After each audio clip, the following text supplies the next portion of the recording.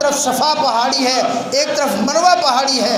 فرمایا دوڑی صفا پہاڑی کے پاس، شاید کوئی انسان مل جائے، شاید کوئی ایسا مل جائے جس سے کوئی کھانے پینے کی چیز مل جائے۔ وہاں کچھ نہیں تھا، خیال آیا میرے بچے کو، میرے لخت جگر کو کوئی درندہ نقصان نہ پہنچا دے۔ دوڑ کے اپنے بیٹے کے پاس آئیں، ان کی بھوک اور پیاس نہیں دیکھی گئی، پھر مروہ پہاڑی کی طرف دوڑی، پھر خیال آیا گھر بیٹے کا، پھر دوڑ کے آئیں، پھر دوڑ کے گئیں۔ اس طرح 7 چکر لگائے۔ کتنے چکر لگائے؟ 7 چکر جب لگائے، کہتے ہیں نا جو اللہ کی رضا کے لیے کرتا ہے، جو اللہ کے لیے کھپتا ہے، جو اللہ کے لیے اپنے آپ کو رلاتا ہے، اللہ بھی اس کو ضائع نہیں کرتا۔ میرے اللہ کی شان قدرت، میرے اللہ کی رحمت کو جلال آیا، کہنے لگے جبریل جی رب جلیل، فرمایا دیکھ میری ہاجرہ کو، میری ہاجرہ کتنی بے چین ہے، جا میری ہاجرہ نے مجھے بلایا ہے، میں اللہ تجھے بھیجتا ہوں نوریوں کے سردار بن کے، جا میری ہاجرہ کے پاس، اللہ حکم کرے۔ فرمایا جاؤ۔ جب حضرت ہاجرہ 7واں چکر لگا کے آئی، دیکھا جہاں میرا بیٹا اسماعیل اپنی ایڑیاں زمین پتھریلی کے اوپر یوں رگڑ رہا ہے، اللہ نے وہاں سے پانی کے چشمے جاری کر دیے۔ ایسا سبحان اللہ کا لگتا ہے پسند نہیں آیا؟ جس کو بات پسند آئی زور سے بولو سبحان اللہ۔ پانی کے چشمے جاری تھے، فوراً دوڑ کے گئی اور وہاں جا کے چھوٹے چھوٹے پتھر رکھ کے کہنے لگی زم زم۔ کیا کہا؟ تو وہیں سے اس پانی کا نام بن گیا آب زمزم۔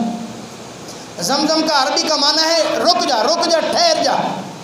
دیکھو نا، وہ اتنی بھوک اور پیاس بیٹے کی پریشانی کی وجہ سے تھی کہ یہ پانی نکلا ہے، ان کے یہ ذہن وہم و گمان میں نہیں تھا، یہ چشمہ اب تو جاری ہو گیا کہ میں اپنے بچے کے لیے یہ پانی روک لوں، زمزم رک جا۔ علماء نے لکھا ہے کہ اگر اما ہاجرہ اس پانی کو روک نہ دیتی نا، اللہ پورے عرب کے اندر آب زمزم کو پہنچا دیتا۔ تو زمزم کا پانی جاری ہو گیا، اور یہ پانی جنت سے ہے، یہ ذہن میں رکھنا۔ کبھی آب زمزم کے اوپر تفصیل سے بات کروں گا۔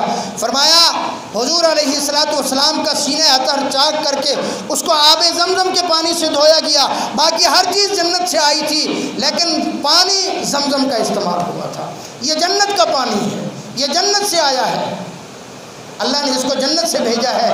اس کے بعد فرمایا اللہ رب العالمین کو ہاجرہ کا دوڑنا اللہ کے حضور اتنی پسند آیا، اللہ نے فرمایا یہ میری ہاجرہ، یہ بندی میری خاطر اس نے اتنی بڑی قربانی دی، فرمایا قیامت تک آنے والے لوگوں کے اندر میرے محبوب اعلان کر دو میں اس وقت تک اس کا حج اور عمرہ قبول نہیں کروں گا جب تک میری ہاجرہ کی سنت پر عمل کر کے 7 چکر صفا اور مروہ کے نہیں لگاتے۔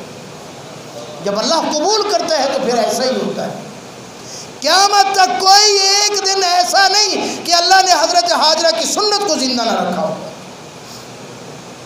ہر روز کئی ہزار کئی لاکھ لوگ عمرہ کرتے ہیں، لیکن عمرہ بغیر صفا مروہ کے دوڑے قبول نہیں ہوتا۔ تو یہ بہت بڑی قربانی تھی، اور قربانی کے بعد اللہ نے صلہ دیا، قیامت تک اللہ پاک نے ان کے نام کو زندہ کر دیا۔ انشاءاللہ زندگی باقی تو پھر آگے جا کر ہم قربانی کے موضوع کے اوپر کہ قربانی پھر کس طرح ہوئی، قربانی کا واقعہ کس طرح ہوا، وہ عرض کریں گے۔ اللہ تعالی ہمیں عمل کرنے کی توفیق عطا فرمائے۔ وآخر دعوانا الحمدللہ رب العالمین۔